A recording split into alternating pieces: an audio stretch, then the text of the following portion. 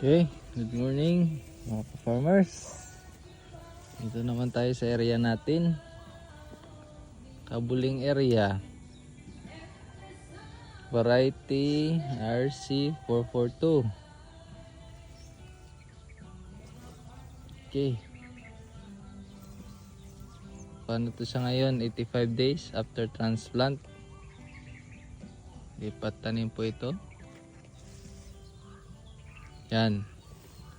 Siyempre, alagang Syngenta, Ortiba Top, tsaka Armory. Fungicide po natin dito. Tignan nyo. Pahinog na ang ang kanyang buhay. Pero ang dahon, green na green pa.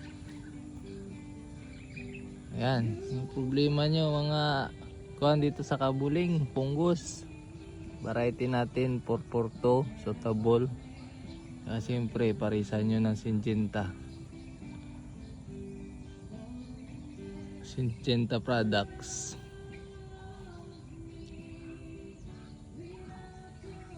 Ayan.